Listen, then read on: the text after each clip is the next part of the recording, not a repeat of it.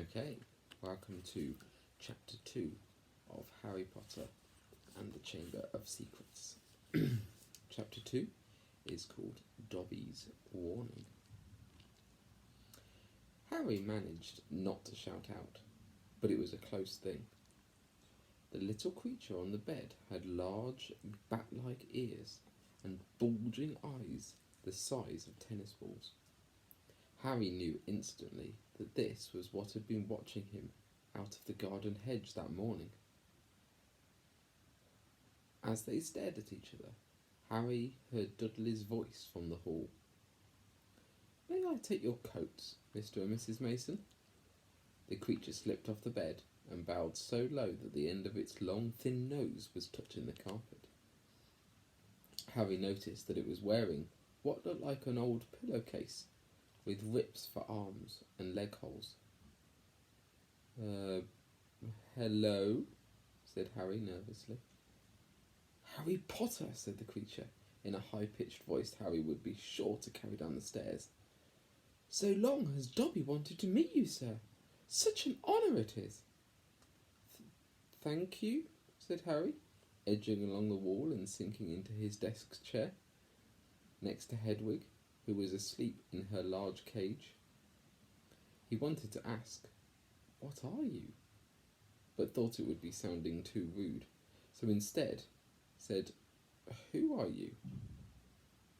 "Dobby, sir. Just Dobby. Dobby the house elf," said the creature. "Oh, really?" said Harry. I don't want to be rude or anything, but this isn't a great time for me to have a house elf in my bedroom." Aunt Petunia's high, false laugh sounded from the living room. The elf hung his head.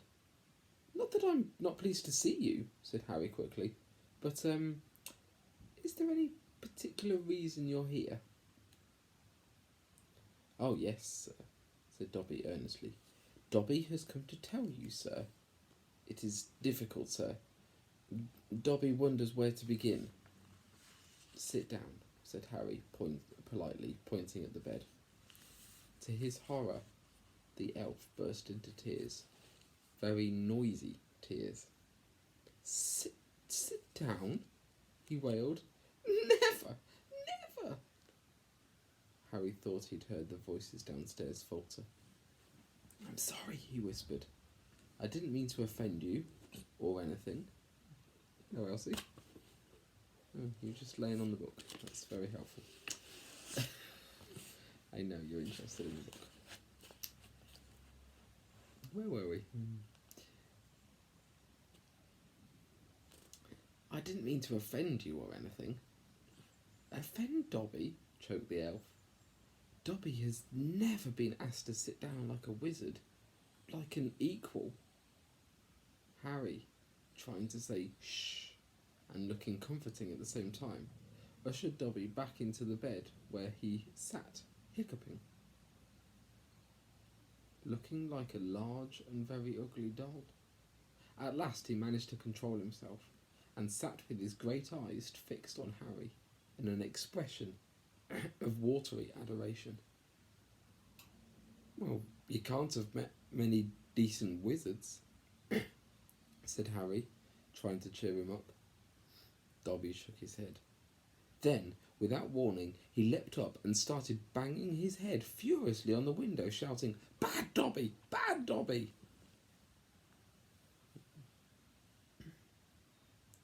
"Don't! What are you doing?" Harry hissed, springing up and pulling Dobby back onto the bed. Hedwig had woken up with a particular loud screech and was beating her wings wildly against the bars of her cage. "Dobby had to punish himself, sir," said the elf, who had gone slightly cross-eyed. "Dobby almost spoke ill of his family, sir." "Your family?" "The wizard family Dobby serves, sir. Dobby is a house elf, bound to serve one house and one family forever." "Do they know you're here?" asked Harry curiously. Dobby shuddered. "Oh, no, sir, no. Dobby will have to punish himself most grievously for coming to see you. Dobby will have to shut his ears in the oven door for this, if they ever knew, sir. But they won't notice if you shut your ears. But won't they notice if you shut your ears in the oven door? Dobby doubts it, sir. Dobby is always having to punish himself for something, sir. They let Dobby get on with it, sir. Sometimes they reminds me to do extra punishments. But why don't you leave? Escape? A house elf must be set free, sir, and the family will never set Dobby free. Dobby will serve the family until he dies, sir. Harry stared. And I thought I was hard done by staying here for another 4 weeks, he said. This makes the Dursleys sound almost human. Can't anyone help you? Can't I? Almost at once, Harry wished he hadn't spoken. Dobby dissolved into great wails again of gratitude. Please, Harry whispered frantically, please be quiet. If the Dursleys hear anything, if they know you're here. Harry Potter asks if he can help Dobby. Dobby has heard of your greatness, sir, but of your goodness, Dobby never knew. Harry, who was feeling very distinctly hot in the face, said, Whatever you've heard about my greatness is a load of rubbish. I'm not even top of my year at Hogwarts. That's Hermione. She... But he stopped quickly, because thinking about Hermione was painful. Harry Potter is humble and modest, said Dobby reverently, his orb-like eyes aglow. Harry Potter speaks of not of his triumph over he who must not be named. Voldemort, said Harry. Dobby clapped his hands over his bat ears and moaned, Ah! Speak not the name, sir. Speak not the name. Sorry, said Harry quickly. I know lots of people don't like it. My friend Ron... He stopped again. Thinking about Ron was painful too. Dobby leaned towards Harry, his eyes wide as headlamps. Dobby heard tell, he said hoarsely, that Harry Potter met the Dark Lord for a second time, just weeks ago, that Harry Potter escaped yet again. Harry nodded, and Dobby's eyes suddenly shone with tears. Ah, sir, he gasped, dabbing his face with the corner of the grubbing pillow he was wearing. Harry Potter is valiant and bold. He has braved so many dangers already.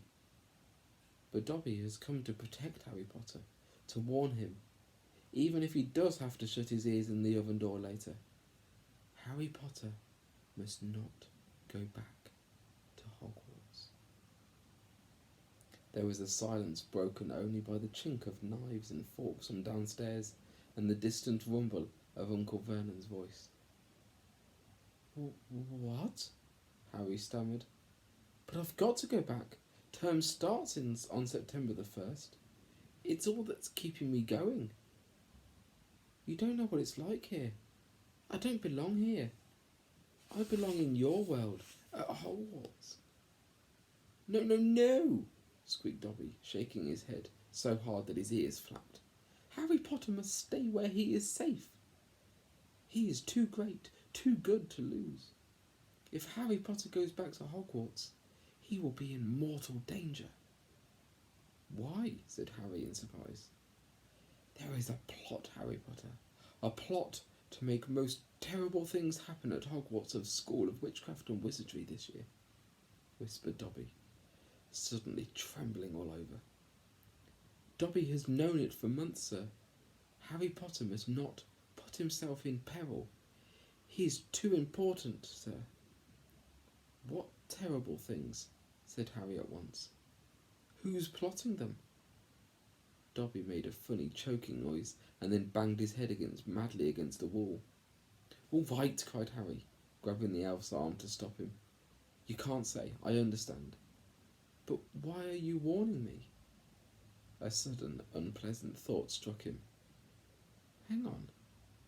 This hasn't got anything to do with with you-know-who, has it? You could just shake or nod, he added hastily, as Dobby's head tilted worryingly close to the wall again. Slowly, Dobby shook his head. Not he who must not be named, sir. But Dobby's eyes were wide again, and he seemed to be trying to give Harry a hint. Harry, however, was completely at sea. He hasn't got a brother, has he? Dobby shook his head, his eyes wider than ever. Well then, I can't think of who else would have a chance of making horrible things happen at Hogwarts, said Harry. I mean, there's Dumbledore for one thing. You know who Dumbledore is, don't you? Dobby bowed his head. Albus Dumbledore is the greatest headmaster Hogwarts has ever had. Dobby knows it, sir. Dobby has heard Dumbledore's powers rival those of he who must not be named at the height of his strength. But, sir, Dobby's voice dropped to an urgent whisper, there are powers Dumbledore doesn't. Powers no wizard, no decent wizard. And before Harry could stop him, Dobby bounded off the bed, seized Harry's desk lamp, and started beating himself around the head with ear-splitting yelps. A sudden silence fell downstairs. 2 seconds later, Harry, heart thudding madly, heard Uncle Vernon coming into the hall, calling, Dudley must have left his television on again, the little tyke. Quick, in the wardrobe, hissed Harry, stuffing Dobby in, shutting the door and flinging himself onto the bed, just as the door handle turned. What the devil are you doing? Said Uncle Vernon, through gritted teeth, his face horribly close to Harry's. You've just ruined the punchline of my Japanese golfer joke. One more sound, and you'll wish you'd never been born, boy. He stomped flat-footed from the room. Shaking, Harry led Dobby out of the wardrobe. See what it's like here? He said. See why I've got to go back to Hogwarts? It's the only place I've got... Well, I think I've got friends. Friends who don't even write to Harry Potter? Said Dobby, slyly. I expect they've just been... Hang on, said Harry, frowning. How do you know that my friends have not been writing to me? Dobby shuffled his feet. Harry Potter mustn't be angry with Dobby. Dobby did it for the best. Have you been stopping my letters? Dobby has them here, sir, said the elf, stepping nimbly out of Harry's reach. He pulled a thick wad of envelopes from inside the pillowcase he was wearing. Harry could make out Hermione's neat writing, Ron's untidy scrawl, and even a scribble that looked as though it was from Hogwarts gamekeeper Hagrid.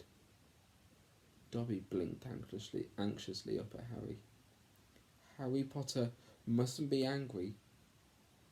Dobby hoped that if Harry Potter thought his friends had forgotten him, that Harry Potter might not want to go back to school, sir. Harry wasn't listening. He made a grab for the letters, but Dobby jumped out of reach. Harry Potter will have them, sir, if he gives Dobby his word that he will not return to Hogwarts.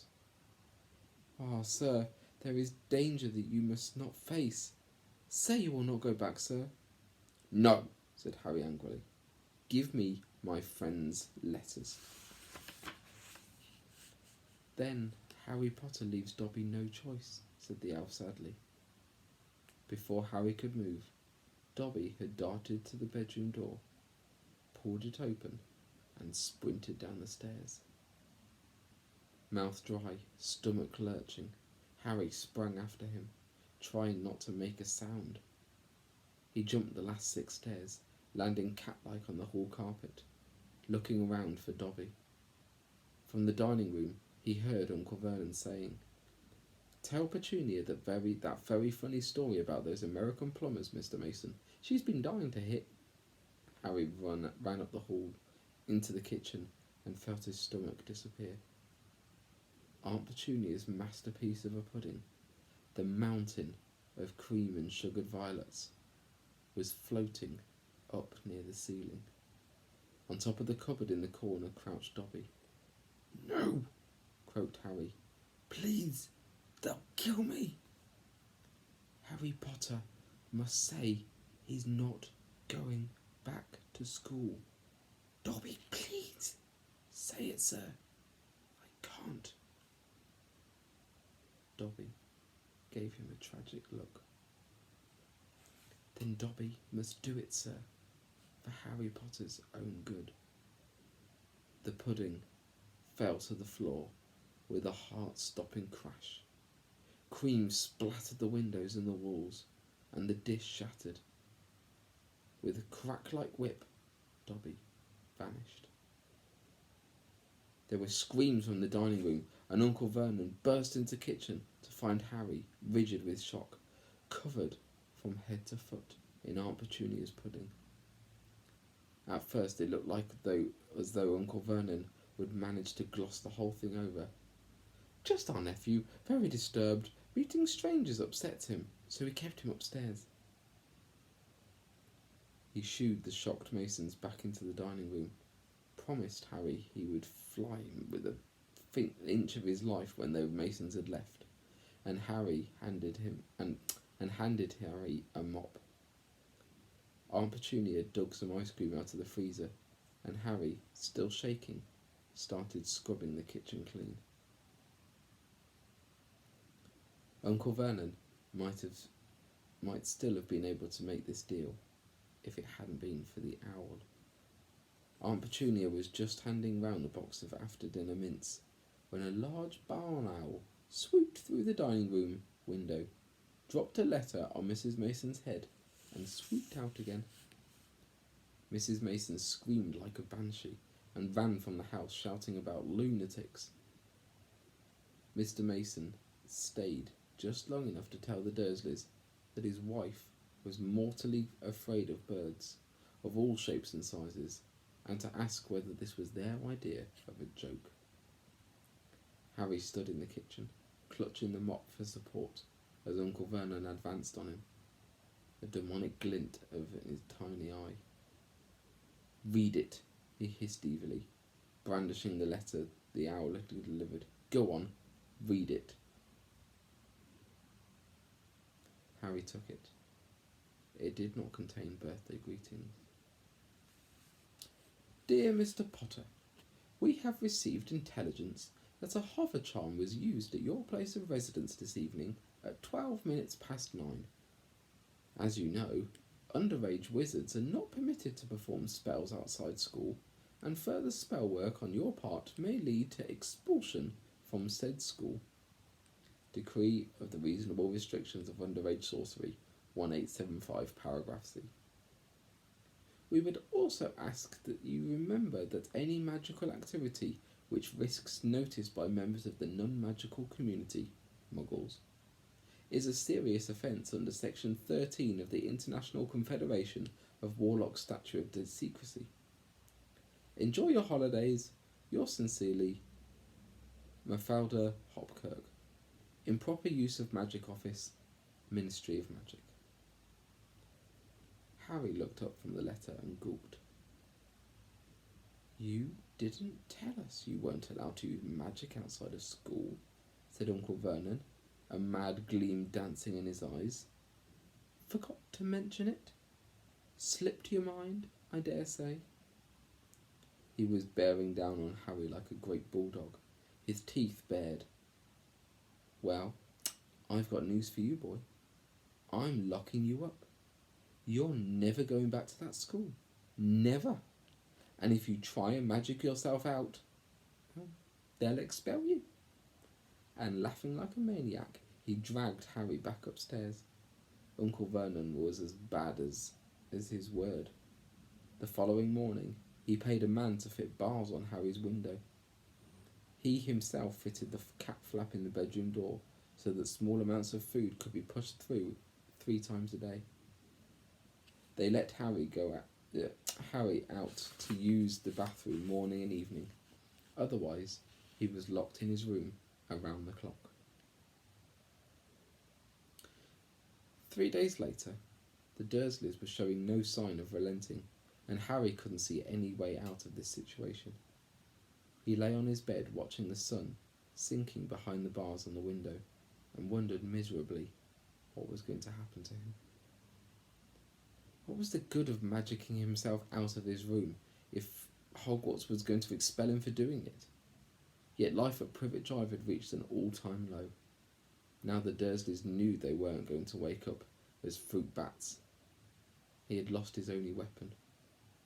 Dobby might have saved Harry from horrible things at Hogwarts, but the way things were going, he'd probably starve to death anyway.